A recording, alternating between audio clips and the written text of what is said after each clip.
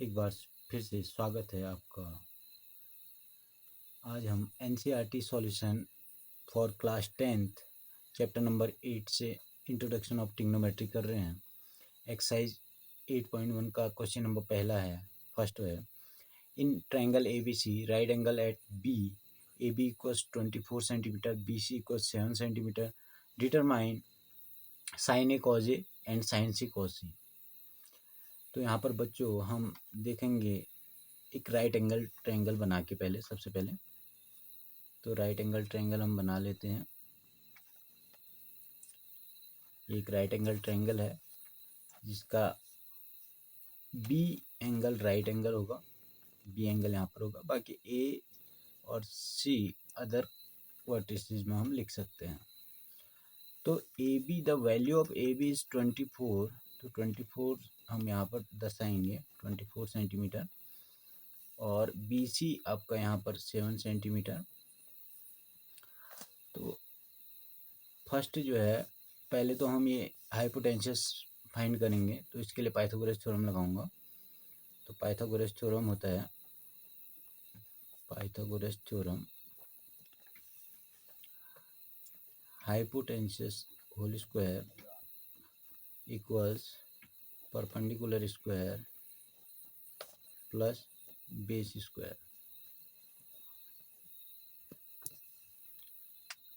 Pythagoras theorem के अनुसार इस राइट एंगल ट्रायंगल में हाइपोटेन्यूस जो होगा वो 90 डिग्री के सामने वाली साइड होगी, तो उसको हम बोलेंगे AC, AC whole square equals perpendicular आपका BC, BC से BC, BC whole square plus base AB, AB whole square. तो यहाँ पर बच्चों वैल्यू रख के चेक करेंगे, तो AC का वैल्यू फाइंड करना है, ये एज इट इज़ रहेगा AC square plus value of BC is 7 centimetre, 7 square plus value of AB is 24, 24 whole square. 7 square is 7 7 जा 49 and 24 square is 576 equals 9 6 15 5 1 carry 7 1 8 8 4 12 का 2 1 carry 5 1 6 6 25। So AC whole square equals 625। Square root लेंगे both side, square से root cancel हो जाएगा, तो AC equals आएगा आपका 25, 625 का रूट 25 सेंटीमीटर। तो AC हमारा यहाँ पर आएगा 25 सेंटीमीटर। फर्स्ट ऑप्शन है sign A cos A, sign A cos ए की वैल्यू फाइंड करेंगे, तो साइन ए इक्वल्स परपेंडिकुलर अपॉन हाइपोटेन्यूस, तो परपेंडिकुलर होगा यहाँ पर BC, BC और हाइपोटेन्यूस होगा AC। सो BC की वैल्यू है आपकी 7 अपॉन AC की वैल्यू है 25, साइन ए इक्वल्स 7 अपॉन 25। ऐसे cause A, cos A, cos A equals base upon hypotenuse. The value of base is 24, 24 upon 25। ये हमारा ऑप्शन नंबर 1 था। अब देखते हैं ऑप्शन नंबर सेकंड को।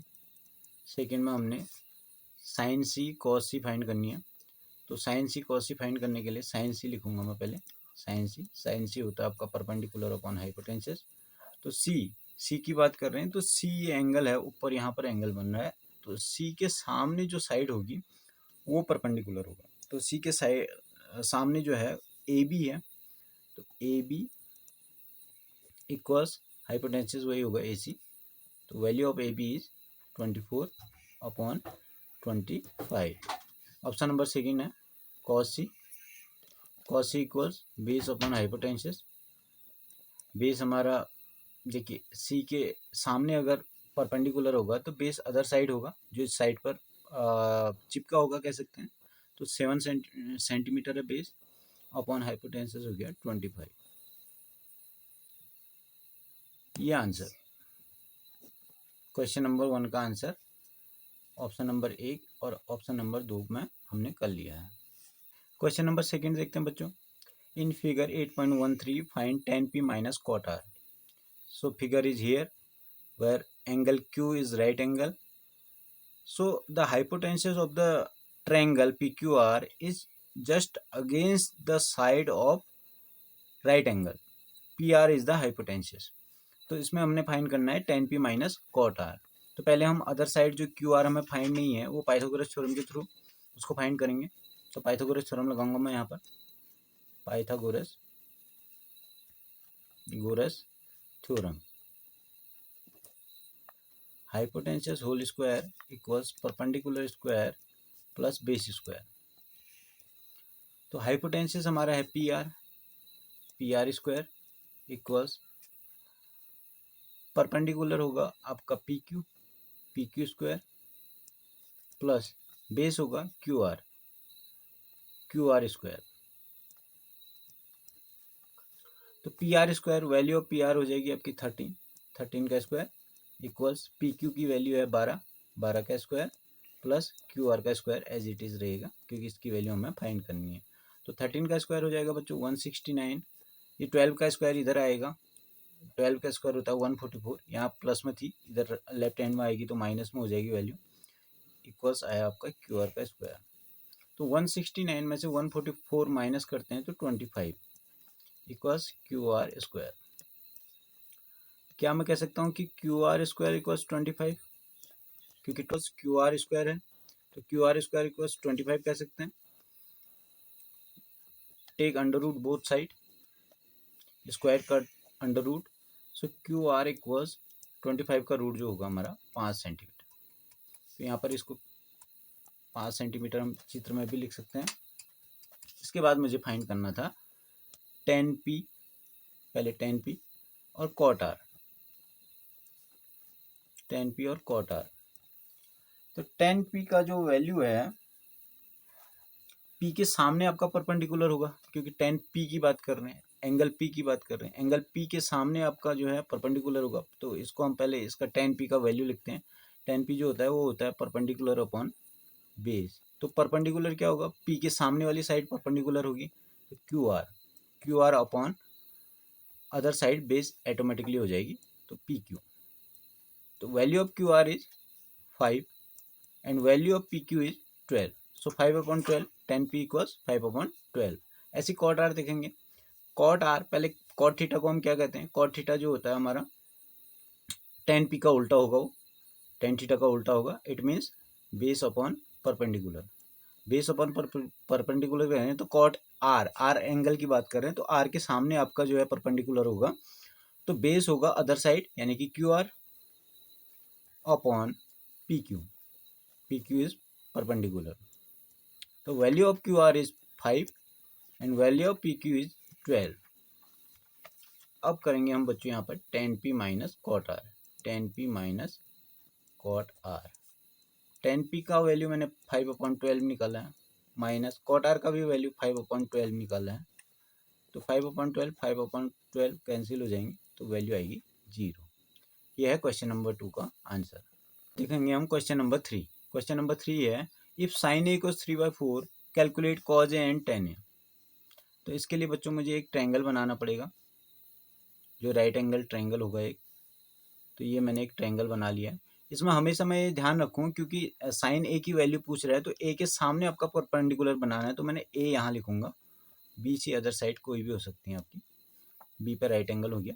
तो साइन ए जो होता है आपका देखिए साइन ए इक्वल्स होता है परपेंडिकुलर अपॉन हाइपोटेन्यूस और इसकी वैल्यू दी है 3/4. तो परपेंडिकुलर होगा ए के सामने.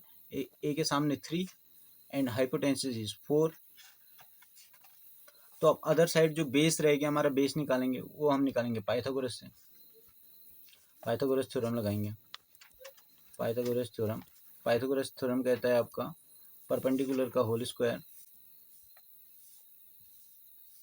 प्लस बेस का होल स्क्वायर इक्वल्स हाइपोटेन्यूस का होल स्क्वायर. ठीक है, इसको आगे पीछे लिख सकते हैं हम. हाइपोटेन्यूस का whole square equals perpendicular square plus base square भी लिख सकते हैं. तो परपेंडिकुलर का होल स्क्वायर हो जाएगा आपका परपेंडिकुलर है 3 का होल स्क्वायर प्लस बेस है आपका A B whole square equals hypotenuse है 4, 4 का स्क्वायर, तो ए बी का स्क्वायर ऐसे रहेगा, 4 का स्क्वायर हो गया 16, ये 3 का स्क्वायर 9 हो जाएगा, प्लस 9 उधर जाएगा तो माइनस 9 हो जाएगा, तो 16 में से 9 गया तो 7, तो ये वैल्यू आई हमारी ए बी का होल स्क्वायर की, ए बी का whole square, A B whole square equals 7, take under root both side, square cut under root, so the value of A B is √7, तो यहाँ चित्र में भी हम इसको लिख लेंगे √7। अब देखिए कॉज ए और टेन ए हमने निकालना है, value of cos A and tan A मुझे फाइंड करनी है। तो कॉज ए बोलेंगे तो ए के सामने हमने चित्र उसी अनुसार बनाया है जिससे कि हमें परपेंडिकुलर और बेस में आसानी रहे। तो कॉज ए जो होगा, कॉज ए होता है आपका बेस अपॉन हाइपोटेन्सिस, तो बेस होगा इसमें, देखिए बेस जिस पर टिका हुआ है, बेस का मतलब नीचे वाला भाग, √7 अपॉन हाइपोटेन्सिस हो जाएगा 4। टेन ए को हम कहते हैं परपेंडिकुलर अपॉन बेस, परपेंडिकुलर हमारा है 3 अपॉन बेस मैंने निकाला √7, तो 3 अपॉन √7। ये क्वेश्चन नंबर 3 का आंसर। क्वेश्चन नंबर 4 है, given 15 cot A equals 8, find sine A and sec A. तो बच्चों पहले तो इसको ठीक कर लेंगे हम, 15 cot A इक्वल्स दिया है आपको 8, तो cot A इक्वल्स हो जाएगा हमारा, cot A इक्वल्स हो जाता है 8 अपॉन 15, और cot A को ही हम क्या कहते हैं, base upon perpendicular, tan A का उल्टा होता है cot A, tan A को हम परपेंडिकुलर अपॉन बेस कह रहे हैं, तो cot A को बेस अपॉन परपेंडिकुलर कहेंगे। इसके लिए एक राइट एंगल ट्रायंगल फिर से बना लेंगे हम, एक राइट एंगल ट्रायंगल बनाया, जिसमें मैं ये ध्यान रखूंगा क्योंकि cot A की बात कर रहा हूँ तो A को यहाँ पर लिखूंगा, इसके सामने ही क्योंकि परपेंडिकुलर होगा, BC में कहीं भी लिख सकता हूँ, राइट एंगल B पर हो जाएगा अभी। तो बेस हमारा बेस हमारा 8 है, बेस बराबर 8, तो 8 यहाँ हो गया AB की वैल्यू, और परपेंडिकुलर हो जाएगा 15, तो थर्ड साइड हम जो हाइपोटेन्सिस रह गया है उसको निकालेंगे, वही पाइथागोरस थ्योरम के थ्रू। तो पाइथागोरस थ्योरम लगाऊंगा मैं,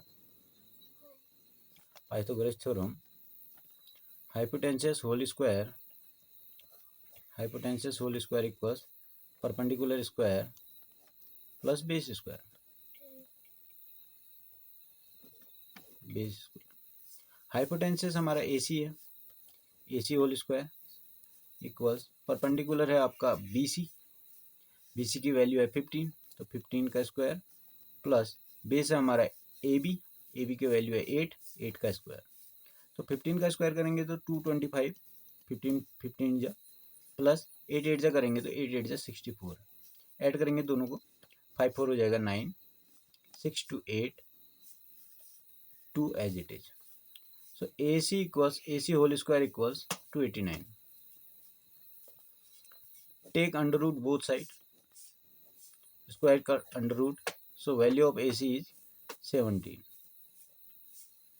वैल्यू AC की आएगी 17, यहाँ चित्र में भी मैंने दर्शा दिया है। तो अब देखिए, अब मुझे निकालना है साइन ए, तो साइन ए जो होगा वो परपेंडिकुलर अपॉन हाइपोटेन्सिस होगा, चित्र हमने उसी के अनुसार बनाया हुआ है, तो परपेंडिकुलर होगा आपका 15, सामने वाला साइड 15 अपॉन हाइपोटेन्सिस है 17।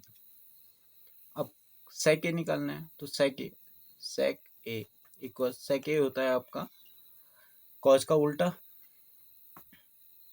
तो कॉज को हम बोलते हैं क्या, कॉज को क्या बोलते हैं, कॉज को बोलते हैं बेस अपॉन हाइपोटेन्सिस, तो सेक ए को बोलेंगे हाइपोटेन्सिस अपॉन बेस, तो हाइपोटेन्सिस होगा आपका 17 अपॉन बेस हो गया 8। ये क्वेश्चन नंबर 4 का answer.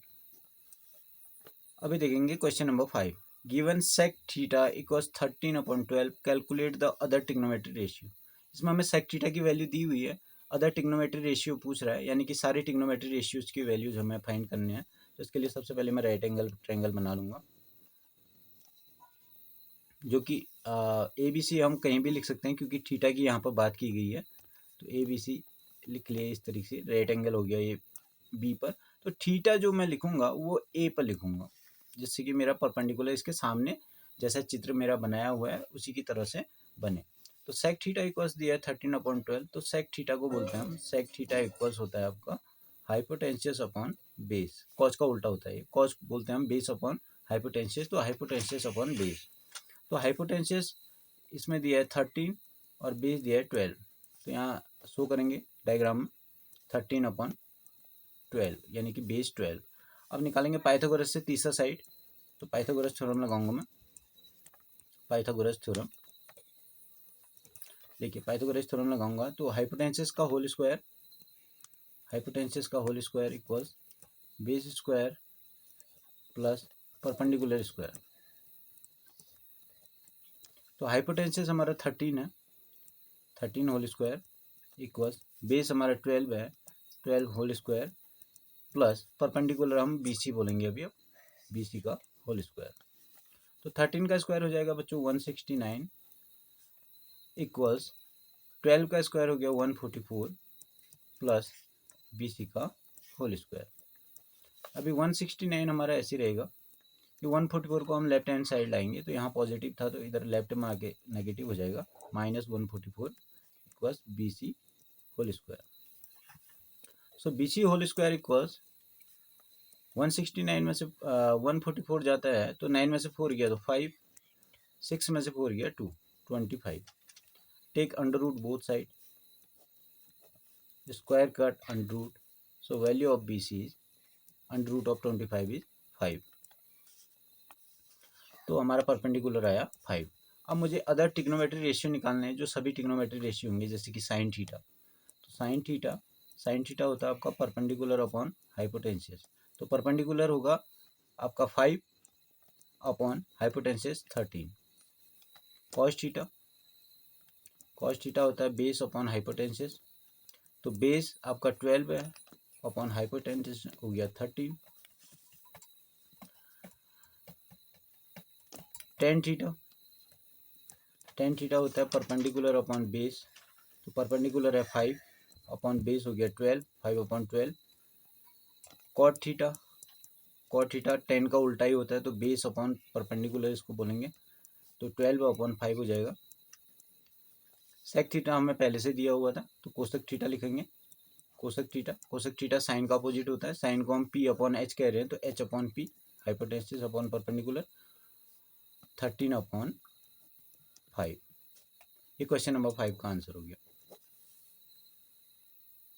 Thank you, have a nice day.